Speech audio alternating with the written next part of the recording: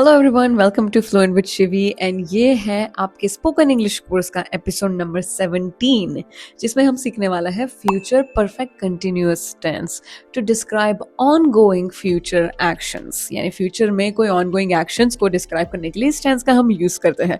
अगर आप मेरी spoken English course series follow कर रहे हो देन पिछले 16 वीडियोज भी आपको देखने चाहिए, क्योंकि ये आपके स्पोकन इंग्लिश कोर्स का फाउंडेशन है। सारे टेंसेज है, इंट्रोडक्शन किस तरह से करना चाहिए, अपना क्वेश्चंस किस तरह से पूछने चाहिए, अलग अलग टेंसेस में सेंटेंसेस किस तरह से बना के बात करनी चाहिए, ये सारी चीजें हमने ऑलरेडी सीख ली है एंड अभी भी सीखते जा रहे हैं। सो मेक श्योर करना कि ये वीडियो भी आप एंड तक देखें एंड उसके बाद पिछले भी सारे वीडियोस, अगर आपने कोई भी वीडियो मिस किया हो तो वो भी जाके सारे देखें। स्पोकन इंग्लिश कोर्स के अलावा हम दूसरे भी वीडियोस इस चैनल पे पोस्ट करते हैं। शॉर्ट वीडियोस होते हैं वो पोस्ट करते हैं, लॉन्ग वीडियोस भी स्पोकन इंग्लिश कोर्स के अलावा इंग्लिश एनहेंसमेंट एंड इंप्रूवमेंट के वीडियोस पोस्ट होते हैं, वो भी देखिए। एंड मेक श्योर करना कि स्पोकन इंग्लिश कोर्स की जो नोट्स है वो आप अलग से बनाएं एंड बाकी की वीडियोस में से जो आप सीख रहे हो उसके नोट्स अलग से बनाएं। So guys, without any further ado, let's begin this video.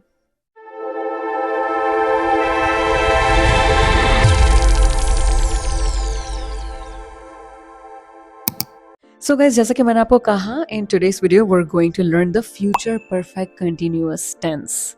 Yes, it sounds long, बहुत लंबा साउंड करता है फ्यूचर परफेक्ट कंटिन्यूअस टेंस, लेकिन आई प्रॉमिस ये बहुत इजी है एंड यूजफुल भी है। ये स्पोकन इंग्लिश में बहुत यूजफुल टेंस है, इसीलिए आपको सीखना जरूरी है।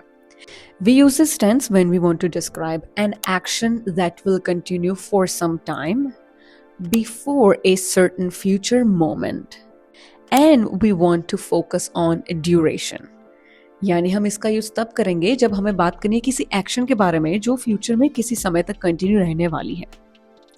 Before certain future moment and we want to focus on duration, यानी उसके ड्यूरेशन पे हमें फोकस करके बात करनी है।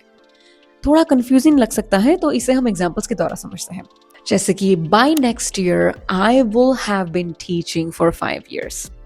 यानी टेक्निकली यहाँ कहने का मतलब ये है कि नेक्स्ट ईयर तक मेरे 5 साल के जो टीचिंग का जो करियर है उसके 5 साल हो जाएंगे। तब तक ऐसा होगा कि नेक्स्ट ईयर तक मैंने 5 साल अपने फिनिश कर लिए होंगे। यानी टीचिंग मैंने बंद नहीं की है, लेकिन उसको टीच करते हुए मेरे 5 साल हो जाएंगे। देन दूसरा एग्जाम्पल लेते हैं। She will have been living in Delhi for a decade by 2030।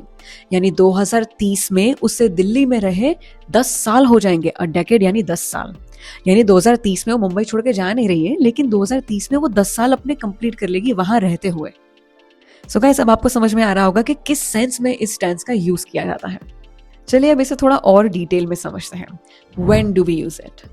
So we use future perfect continuous tense when an action starts in the future and continues for some time and will still be in progress or will have been happening before a certain point.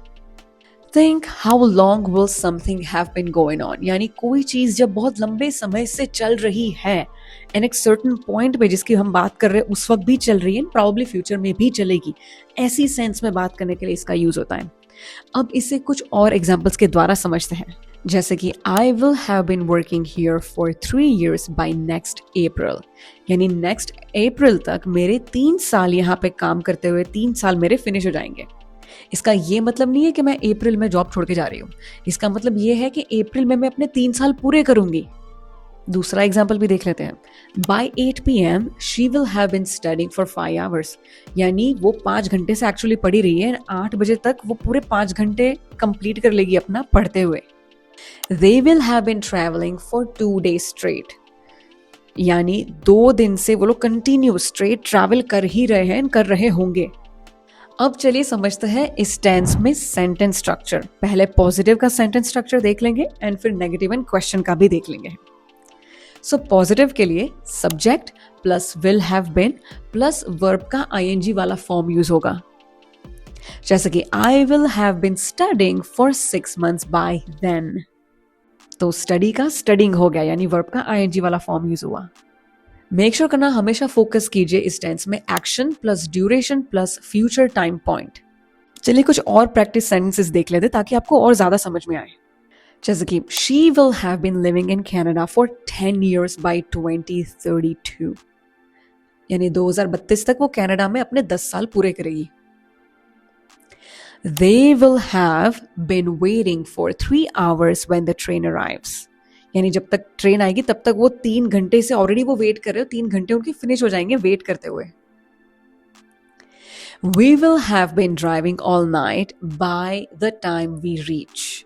यानी जब तक घर पहुंचेंगे तब तक पूरी रात हमारी फिनिश हो गई होगी ड्राइव करते हुए.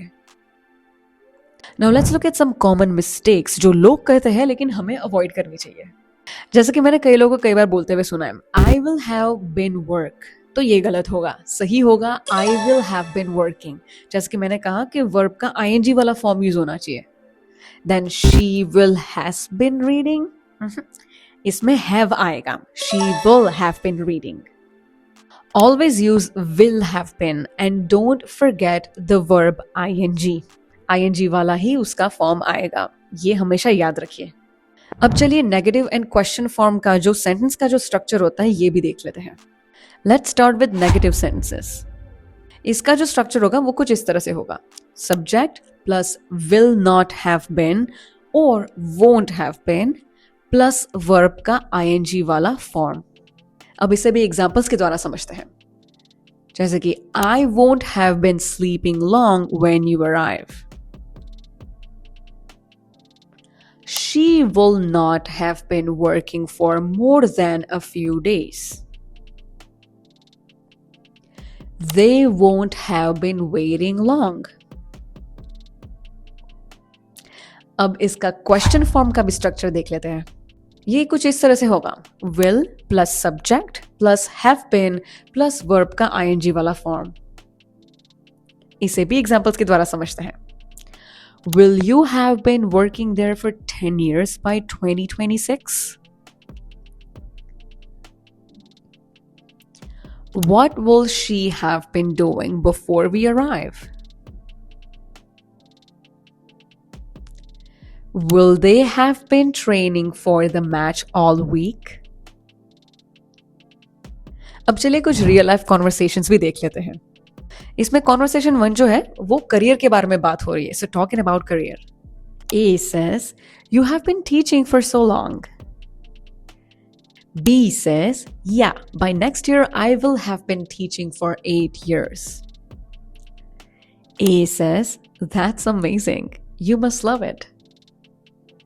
B says, I really do. अब देख लेते हैं कॉन्वर्सेशन 2 जिस पे ट्रैवल प्लान्स पे बात हो रही है. A says, what time will you reach? B says, by 9 p.m. We will have been driving for 6 hours. A says, wow, that's a long journey. B says, yeah, we'll need a break. एक छोटी सी North American tip. In everyday speech native speakers use this tense in a goal setting और work context. यानी goal के बारे में बात करें, नौकरी के बारे में या ऑफिस में बात करते हैं तो इस तरह के टेंसेस का वो यूज करते हैं. जैसे कि by the end of the year I will have been working here for a decade. She'll have been managing this team for 5 years. Now, practice time. You have to speak with me. मैं बोलूंगी, आप मेरे बाद repeat करके जोर से बोलोगे तभी आपकी बोलने की प्रैक्टिस होगी. I will have been learning English for 1 year by next month. I will have been learning English for 1 year by next month. She will have been working at the company for 10 years. She will have been working at the company for 10 years. They won't have been living there for very long. They won't have been living there for very long. Will you have been waiting long when I arrive? Will you have been waiting long when I arrive?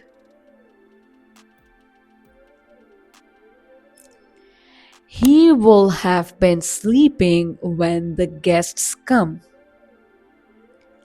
He will have been sleeping when the guests come.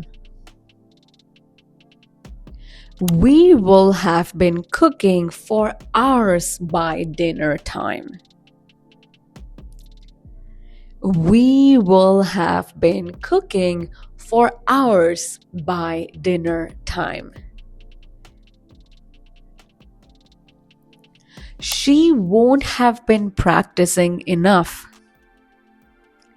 She won't have been practicing enough.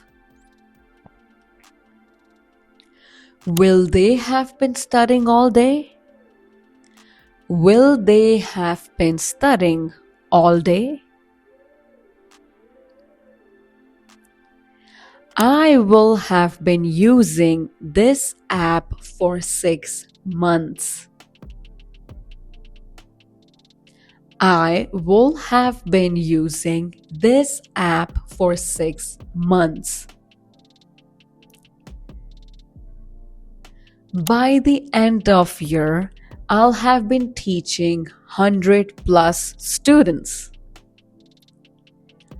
By the end of the year, I'll have been teaching 100 plus students. Okay guys, it's homework time. So guys, आज के आपके homework का challenge कुछ इस तरह से है.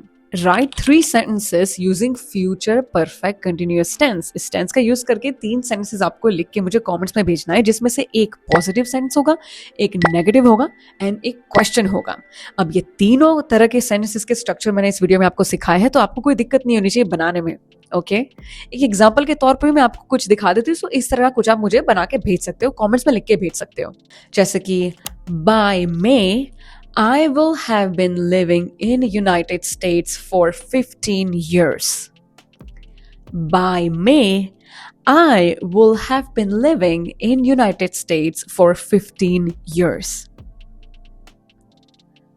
She won't have been working at that company long. Will you have been practicing your English daily? देखा, एक पॉजिटिव सेंटेंस, एक नेगेटिव सेंटेंस एंड एक क्वेश्चन सेंटेंस. इस तरह से आप भी 3 सेंटेंसेस बना के मुझे भेज सकते हो कमेंट्स में. ये आपका आज का होमवर्क है. Alright guys, congratulations, you have now completed the full future tense series. हमने हर तरह के प्रेजेंट टेंस की सीरीज कंप्लीट कर ली, पास्ट वाले की कंप्लीट कर ली, फ्यूचर वाले की भी कंप्लीट कर ली है. राइट तो आपने सारे टेंसेस गाइस, अगर आपने सारे वीडियोस मेरे पिछले देखे हो एंड ये आज का वीडियो पूरा देखा हो, तो आपने इतने सारा सब कुछ पूरे टेंसेस सीख लिए हैं. कैन यू बिलीव दिस, कितनी फटाफट से हम इस चैनल पे सीखते जा रहे हैं इंग्लिश. राइट एंड अब जरूरी ये भी है कि हम प्रैक्टिस करें. जैसे कि मैंने आपको कहा है, अब होमवर्क हर एक लेसन में मैं आपको देती हूँ, वो होमवर्क करके मुझे भेजे, घर पे अपने आप की आवाज रिकॉर्ड करके प्रैक्टिस करें, मेरे वीडियोस बार बार से देखें, ताकि अगर आप कुछ भूल रहे हो, नोट्स बनाने में रह गई हो, तो दोबारा से वीडियो शुरू करके आप देख के नोट्स बना सकते हो. नोट्स बनाना बहुत ज्यादा जरूरी है. मैंने आपको स्टार्टिंग में ही कहा था, जब ये स्पोकन इंग्लिश का कोर्स का सीरीज भी अपना स्टार्ट नहीं हुआ था, उस वक्त से मैंने आपको कहा था कि मैं खुद भी जब इंग्लिश सीखी ना, मैं नोट्स बनाती थी और वो नोट्स हमेशा रिफर करती रहती थी.